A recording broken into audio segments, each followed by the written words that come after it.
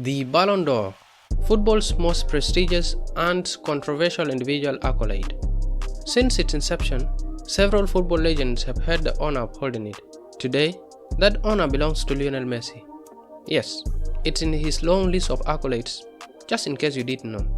Every time the award is presented, it sparks intense debates about whether or not the winner truly deserves it. It is so surrounded by controversy that we just can't seem to agree on anything at all, except the fact that the award is not going anywhere, at least in the foreseeable future. So while it's still around, we'll continue to have those debates. Who will or should be announced as the winner of this year's edition at Théâtre du Châtelet in Paris is the latest debate that is raging. I was surfing the other day and saw a poll whose results are contentious, to say the least. So I thought we'd wrestle with the question of who deserves it this year. I think Titi has something to say. Go on, legend. You can't debate opinions. When journalists are involved and vote, they vote whatever they want. It is what it is. You can't debate opinions. Well, we can't debate opinions, but here are 3 things we'll do. First, we'll go through a brief history of the award and its controversies, the list of leading candidates for this year's award, and finally, my opinion on who actually deserves it will be reserved for the end of the video. But first, you know what to do with that. Thank you. That was very kind of you. The Ballon d'Or has been around forever. Kidding. It was started in 1956 by a magazine called France Football, and more specifically by this guy, Gabriel Arnault, a former footballer turned journalist. Arnault and his friend Jacques Ferrand are the very guys who, according to UEFA's historical records, are also the brains behind the UEFA Cup, which we now know as the UEFA Champions League. The first winner of the award was an Englishman named Stanley Matthew, who astonishingly won it at the age of 41. And now get this, he played until he was 50. That's right, a 50-year-old professional footballer. Absolute bonkers, right? Initially, it was exclusive to European players, meaning players like Pele and Maradona were never eligible for the award. But it was later expanded to all nationalities active in the European football, which opens the way to players like George Weah, the first non-European and the only African recipient of the award. Then it was, in 2007, globalized to include all professional footballers, a globalization that has been without effect, considering every winner since then has come from the European leagues. So who has won the award? A whole host of great players have claimed the honor, from Alfredo Di Stefano to Johan Cruyff to George Best to George Weah to Zinedine Zidane and of course to Lionel Messi and Cristiano Ronaldo. Quite a long list of players who, in my opinion, have earned the right to receive the award as recognition for their incredible contributions to the game across different eras. Fast forward to this century, Cristiano Ronaldo and Lionel Messi have pretty much dominated the Ballon d'Or scene in an unprecedented way, with 13 wins out of the last 15, and are the only recipients of the joint FIFA Men's Best Player and Ballon d'Or known as the FIFA Ballon d'Or between 2010 and 2015. Whether they were deserving of each award is a debate that will rage on forever. We can't, however, hide from the fact that the numbers they were putting up were absolutely ridiculous. Their worst output is the best for practically anyone else. The award hasn't been without its share of controversies, as there have been allegations of falsified votes, incorrect tallying of votes, and even winners admitting that they thought their opponents were more deserving.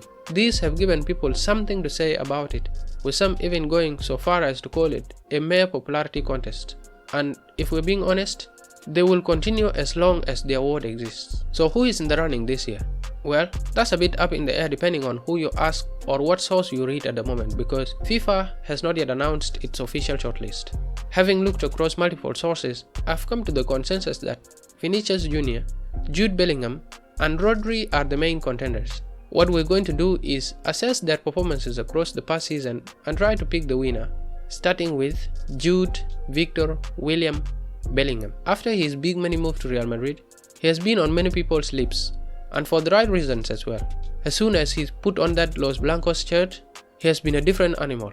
14 goals in his first 15 appearances for Madrid is a tally that not even the greats, the Di Stefanos, the Cristiano Ronaldos fall shy of. If this award had been awarded in the latter part of last year, there would not even have been a debate about Bellingham being the winner. And that statement is vindicated by the fact that he won the Golden Boy and the Copa Awards in December last year. What does he have to show for his incredible numbers? Well, he's a Spanish and a European champion with Real Madrid. Consider his education and kindness too. He really deserves it, right, Kun? Moments of individual brilliance can be a factor when it comes to individual awards, of which Bellingham had a couple with England at the Euros. The first was this clash moment. Being held by Slovakia in their Euros round of 16 tie, England desperately needed a saviour, and not only did he turn up, but the goal itself was a worthy match winner in any context. And then he immediately followed it up with this. I don't know what he was doing there, but that was nasty. He's been disqualified. Anyway, on to the next one. Vinicius Jose Fixao de Oliveira Junior. Many of us were laughing at Madrid when they announced the signing of some anonymous Brazilian from Flamengo for 38 million euros. The laughter got even louder after his presentation, which was anything less than impressive. But he silenced us more and more, year in year out, as his Madrid career has progressed, especially during the last season. There's no denying that, despite Bellingham catching attention with his clutch moments, performance-wise, he has been Madrid's most consistent player.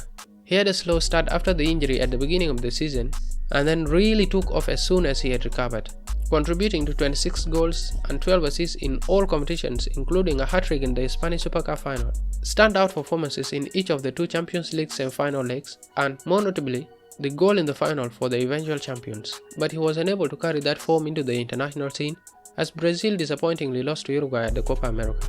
So contrary to what anyone out there might tell you, he has earned being in this conversation. And finally, Rodrigo Hernandez Cascante. This is actually an interesting case for two reasons. First, the Ballon d'Or has historically been forwards biased. The winners have predominantly been strikers, wingers, and attacking midfielders. Maybe that's just because the game's objective is scoring goals and attackers have a much better chance of doing that. As for midfielders, it appears like one has to be almost godlike to even be in the conversation, let alone win it. You can imagine what that means for defenders and goalkeepers. To date, Franz Beckenbauer, Maciej Sammer and Fabio Cannavaro are the only ones to have won it across the back four, and Leif Yashin remains the only goalkeeper recipient. Secondly, this is the first season in which Rodri is getting the global recognition. Although he's been consistently good for the first 4 seasons or so, he's been making all kinds of records with Manchester City. The latest was their unprecedented forfeit, their 4th successive league triumph in the English Farmers League. The English Premier League, with Man City losing only 3 matches. Coincidentally, those are the only 3 matches that Rodri has missed the whole season, so technically he was invincible, although he was unjustly overlooked for the Premier League Player of the Season award. However, what notched him up the public opinion polls when it comes to the Ballon d'Or were his performances at the European Championships.